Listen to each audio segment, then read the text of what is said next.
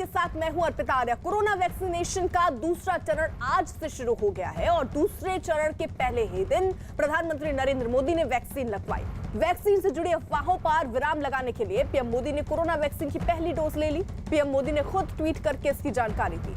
PM Modi खुद सुबह सुबह नई दिल्ली स्थित एम्स पहुंचे और कोरोना वैक्सीन का टीका लगवाया। एम्स के डायरेक्टर रणदीप गुलेरिया की मौजूदगी में 2 नर्सों की मदद से पीएम मोदी को टीका लगाया गया। प्रधानमंत्री नरेंद्र मोदी ने भारत बायोटेक की बनाई गई कोवैक्सीन की पहली खुराक ली। दिल्ली के एम्स में काम करने वाली पुदुचेरी की नर्स पी निवेदा ने पीएम को वैक्सीन लगाई। पीएम मोदी ने कोरोना की वैक्सीन सुबह 6:25 पर लगवाई। पीएम ने वैक्सीन लगवाकर आम लोगों को संदेश देने की कोशिश की। पीएम की वैक्सीन लगवाने से लोगों को भरोसा वैक्सीनेशन अभियान पर और बढ़ेगा।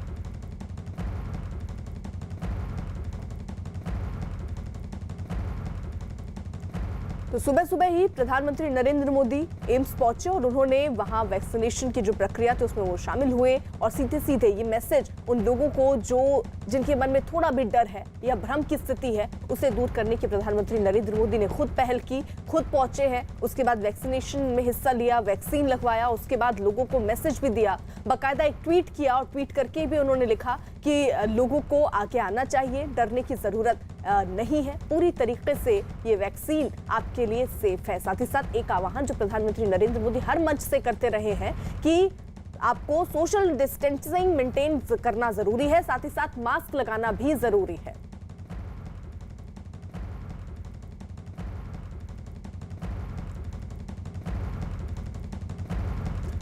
और इसी बीच एक बड़ी खबर, वैक्सीन पर बीजेपी का निर्देश, सभी सांसदों एमएलए को निर्देश दिया गया है कि सभी वैक्सीन लगवाएं। यानी सभी को ये दिशा निर्देश दिए गए हैं कि आप आगे आएं और साथ ही साथ जो सांसद एमएलएज हैं उन्हें कहा गया है कि आगे आने के साथ ही वैक्सीन लगाएं, क्योंकि खुद देखिए इसकी शुभारंभ कहें तो प्रधानमंत्री नरेंद्र मोदी ने की। खुद प्रधानमंत्री नरेंद्र मोदी ने सबसे पहले आज सुबह वैक्सीन लगाई और उसके बाद बीजेपी के जो नेता हैं उनको भी निर्देश दिया गया है। सभी सांसदों और एमएलए को यह निर्देश दिया गया है बीजेपी की तरफ से कि वो वैक्सीन लगवाएं जल्द से जल्द, जब वैक्सीन की जो प्रक्रिया है उसमें वो शामिल हो। तो बड़ी खबर यहां पर यह है कि बीजेपी का निर्देश उन सभी सांसदों एमएलएस को है जो अभी तक जिनका वैक्सीनेशन नहीं हुआ है, उन्हें यह निर्देश दिया गया है कि आप आगे आएं और आपको जल्द से जल्द वैक्सीन लगवानी होगी, क्योंकि खुद प्रधानमंत्री नरेंद्र मोदी सुबह करीब 6:30 बजे के वक्त एम्स पहुंचे आज ही और उन्होंने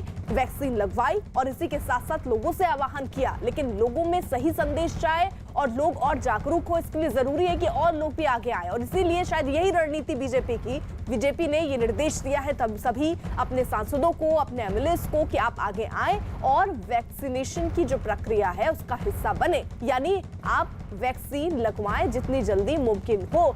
यानी पूरी तरीके से प्लान जो है वो तैयार है, किस तरीके से लोगों को इसके लिए भ्रम की स्थिति दूर करनी है, आगे लाना है, इसी का प्रयास लगातार बीजेपी की तरफ से हो रहा है। यतेंद्र हमारे साथ, हमारे सहयोगी इस वक्त जुड़ चुके हैं अपडेट के साथ। यतेंद्र, कहा गया है सभी जो बीजेपी सांसद हैं और एमएलए हैं उनको टीका लगाना है, यानी वैक्सीन लगवाना है।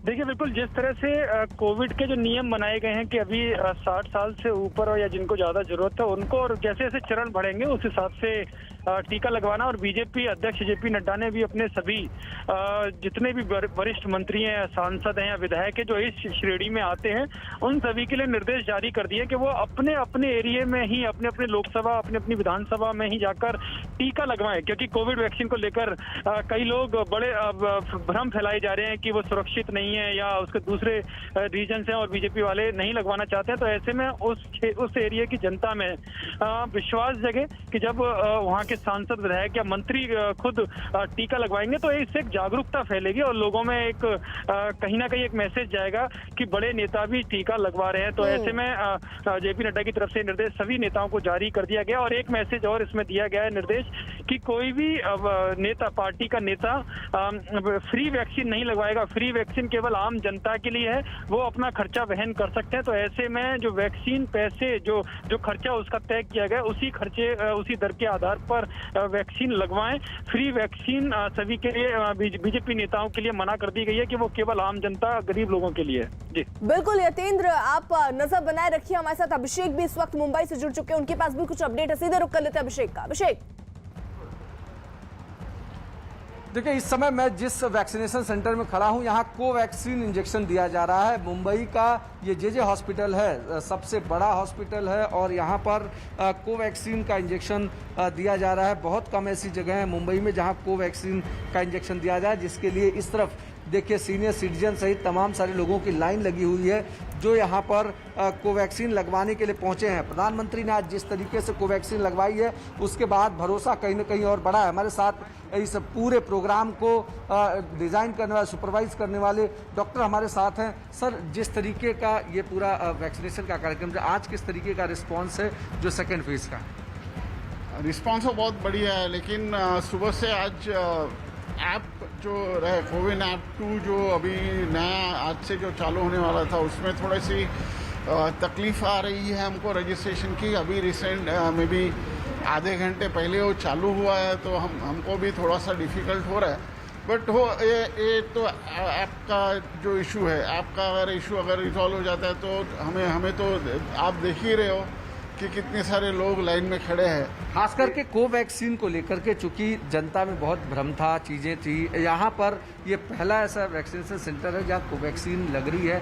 उसको लेकर के क्या किसी में कोई साइड इफेक्ट की तकलीफ हुई या किसी भी तरीके? आज प्रधानमंत्री ने खुद ने भी कोवैक्सीन ही लगाया। अभी तक हमने करीबन 1600 लोगों को वैक्सीन दिया है, लेकिन किसी ने अभी तक ऐसा नहीं बताया कि हमें ये प्रॉब्लम है या कोई अलग से कोई प्रॉब्लम आ रही है। तो कोई साइड इफेक्ट तो अभी तक हमें दिखाई नहीं दिया।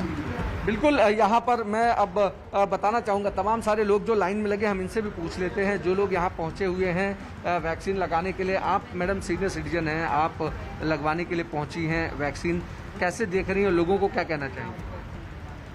थोड़ा वेटिंग पीरियड है, आज सर्वर डाउन होने की वजह से थोड़ा वेटिंग करना पड़ा। लेकिन लोग जो जिस तरीके से क्या लोगों को और आगे आना चाहिए? जो मुंबई और महाराष्ट्र में कम वैक्सीनेशन हो रहा है उसके लिए नहीं, वो आना तो चाहिए सेफ्टी के लिए।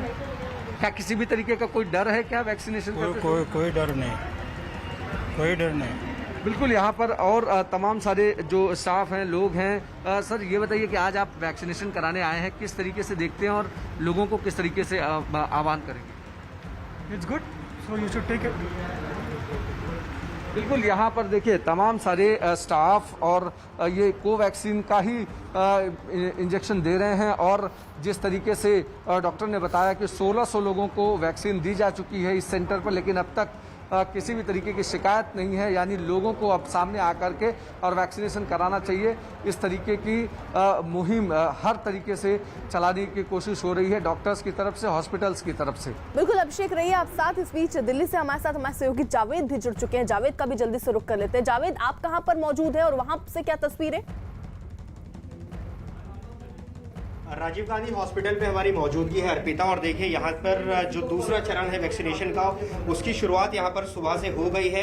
यहाँ पर वैक्सीन दी जा रही है। जो कैटेगरी बनाई गई थी, जो बुजुर्ग होंगे और 45 साल से ऊपर के वो लोग जो गंभीर बीमारी से ग्रसित होंगे, उनको वैक्सीन दी जाएगी। यहाँ पर वैक्सीन के लिए पहुँचे, वैक्सीन लगवाने के लिए। क्या नाम है और कहाँ से आए हैं आप? मेरा नाम लालचंद राठौर है जी, और मैं दिलशाद गार्डन से आया हूँ। तो वैक्सीन लगवाने आए हैं, किस तरह का महसूस कर रहे हैं? कोई शंका तो नहीं है वैक्सीन को? मेरे को कोई शंका नहीं है, वेरी मच क्लियर। आज खुद प्रधानमंत्री ने सबसे पहले वैक्सीन लगवाई, तो क्या उससे भी भरोसा बढ़ा आप लोगों का? नहीं, ऐसे भरोसा बना हुआ है। We are latest person. Okay, तो आप इंतजार कर रहे थे आपका नंबर कब आएगा?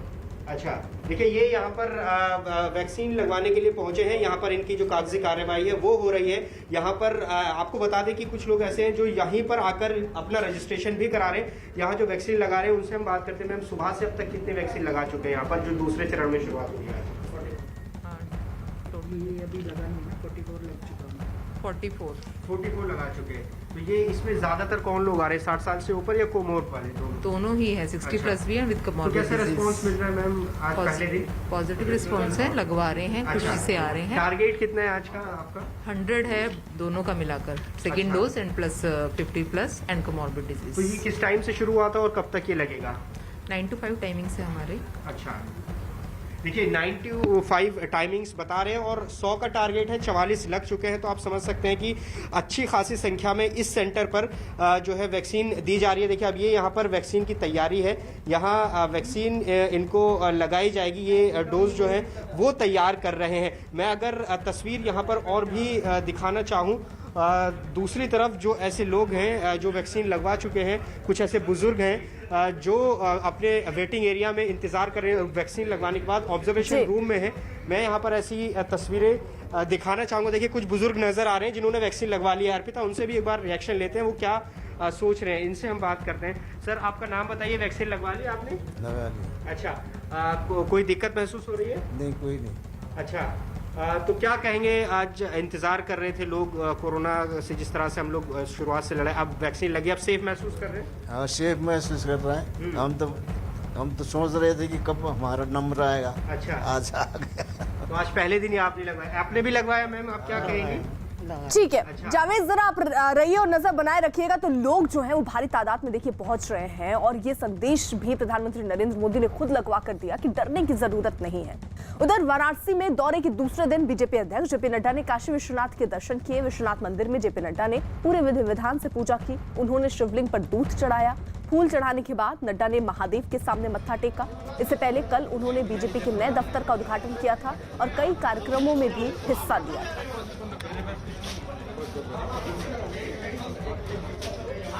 तो काशी विश्वनाथ के दर्शन करने देखिए जेपी नड्डा पहुंचे। बाकायदा वहां पहुंचने के बाद उन्होंने पूरी विधि विधान के साथ पूजा अर्चना वहां पर की, हाथ जोड़कर, और जो भी प्रक्रिया होती है पूजा की वहां पर, उसमें उन्होंने भाग लिया। वहीं जेपी नड्डा ने काशी विश्वनाथ मंदिर में पूजा करने के बाद काल भैरव मंदिर के दर्शन किए। वाराणसी में नड्डा के दौरे का दूसरा दिन है। बीजेपी 2022 के विधानसभा चुनाव की तैयारियों में जुटी है।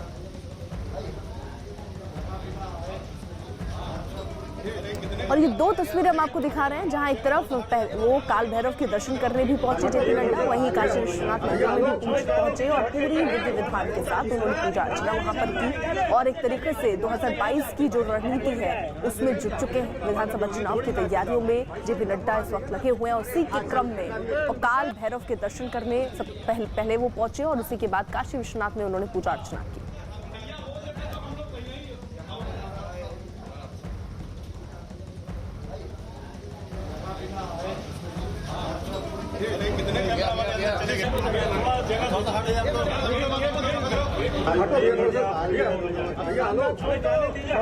वाराणसी में बीजेपी अध्यक्ष जेपी नड्डा ने पूड़ी कचौड़ी का लुत्फ उठाया। फिर खाने के बाद बीजेपी अध्यक्ष ने बनारस की गलियों में चाय का आनंद भी लिया। पार्टी अध्यक्ष को अपने बीच पाकर कार्यकर्ताओं में काफी उत्साह नजर आया।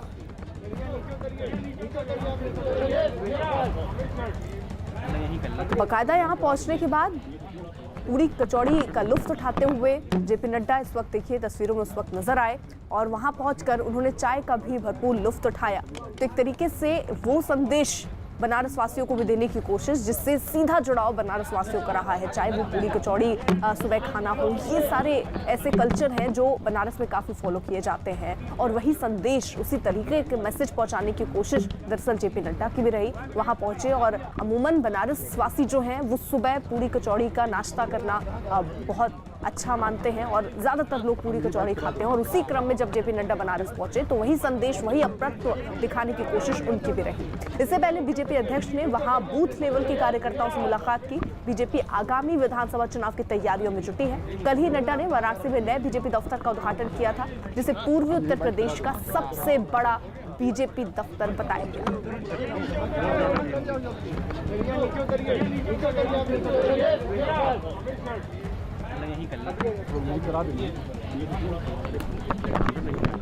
प्रसाद के रूप में यहाँ की कचौड़ी लेते हैं, तो मुझे यहाँ वो भी लेने का सौभाग्य हमारे कार्यकर्ताओं ने दिया है। आनंद भी आया है और बनारस की जो रीति नीति और संस्कृति है उसमें मुझे समावेश करने का मौका मिला है। तो मैं अपने कार्यकर्ताओं को और बनारस के, काशी के रहने वाले लाखों लोगों को धन्यवाद करता हूँ। अजीत हमारे साथ, हमारे सहयोगी इस वक्त जुड़ चुके हैं और अजीत, जेपी नड्डा वो हर कुछ करते हुए नजर आए जो बनारस वासियों को बहुत प्रिय हो, चाहे वो पूरी कचौड़ी खाना हो या विश्वनाथ मंदिर जिससे खास आस्था बनारस वासियों की जुड़ी हुई है, वहां पर भी वो पहुंचे।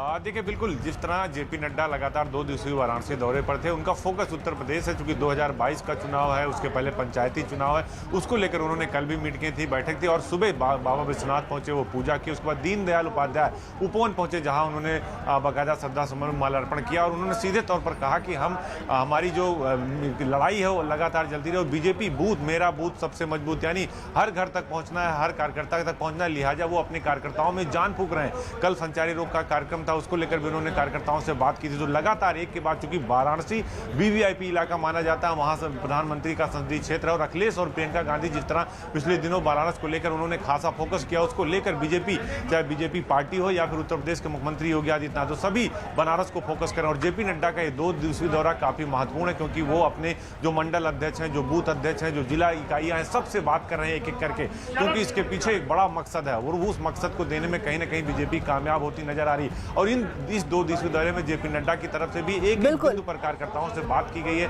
आज भी उन्होंने बात की है, मीडिया से भी उन्होंने बात की और लगातार। ठीक है अजीत, बिल्कुल रहिए आप जरा साथ। देखिए, वाराणसी में बूथ कार्यकर्ताओं के साथ बैठक करने के बाद बीजेपी अध्यक्ष जेपी नड्डा स्मृति स्थल पहुंचे, जहां उन्होंने दीनदयाल उपाध्याय की मूर्ति पर माल्यार्पण किया। नड्डा ने दीनदयाल उपाध्याय को प्रेरणा स्रोत बताया। इस दौरान बीजेपी के कार्यकर्ता बड़ी संख्या में मौजूद थे।